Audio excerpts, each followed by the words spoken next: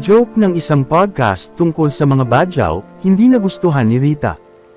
Si Rita Gaviola, na mas kilala bilang Badyaw Girl, ay matinding pumalag at nagpahayag ng galit laban sa mga komedyante ng sikat na comedy podcast na The Cool Pals. Nag-ugat ang isang sensitibong biruan tungkol sa mga katutubong badyaw sa gitna ng kalamidad.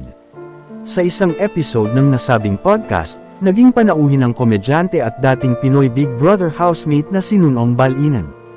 Habang nagkukwentuhan, binuksan ni Nunong ang paksa tungkol sa baha at nagbiro sa pamamagitan ng pagtatanong kung bakit tila wala pang nababalitang badyaw na napapahamak o nagiging casualty tuwing may matinding pagbaha sa bansa. Sinundan pa ito ng isang hirit mula sa mga host ng podcast na si JB Labrador, na nagpahayag na kapag lumusong ang isang tao sa baha, baka makatapak ito ng mga badyaw sa ilalim ng tubig.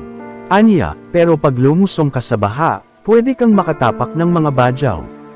Hindi pinalampas ni Rita Gaviola ang tila kawalan ng respeto sa kanyang kultura at pinagmulan. Kaya naman gumawa siya ng isang emosyonal na video sa social media upang direktang harapin at punahin ang mga host ng programa. Sa kanyang pahayag, hindi mapigilan ni Rita ang maiyak habang itinatanong kung basura ba ang tingin ng mga komedyante. Sa kanyang katribo para ikumpara ang mga ito sa mga bagay na basta na lamang matatapakan sa ilalim ng maduming baha. Aniya, yung sinasabi ng isang lalaki pag lumusong ka, pwede kang makatapak ng mga badyaw, ano ang tingin nyo sa amin, basura?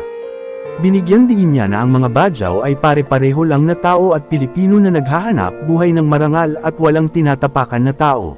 Kaya hindi makatarungan gawin silang tampulan ng nakakababang katatawanan. Wala kaming ginawang masama sa inyo, pareho tayong mga tao, pero bakit sobrang liit ng tingin nyo sa aming mga katutubong badyaw na walang ginawa sa inyo? Nagparating din siya ng mensahe partikular kay Nunong Balinan, kung saan ipinaalala niya rito na bilang kapwa niya naging bahagi ng industriya at ng TVB. Sana ay nagkaroon ito ng higit na konsiderasyon at nag-isip muna bago sumakay sa ganoong uri ng usapan. Aniya, shout out sa'yo Nunong, PBB ka before pero sana bago ka mag-isip ng mga ganyan iniisip mo muna. Dismayado si Rita na ang mga mapanirang biro ay nagmula pa sa mga taong itinuturing na edukado at may malawak na impluwensya sa publiko na maari sanang magamit sa mas tamang paraan.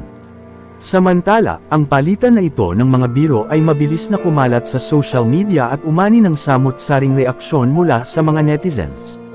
May mga netizen na samang-ayon kay Rita Gaviola na hindi dapat ginagawang katatawanan ang kultura, habang ang iba naman ay nagbahagi ng negatibong karanasan sa langsangan upang ipagtanggol ang komedyante.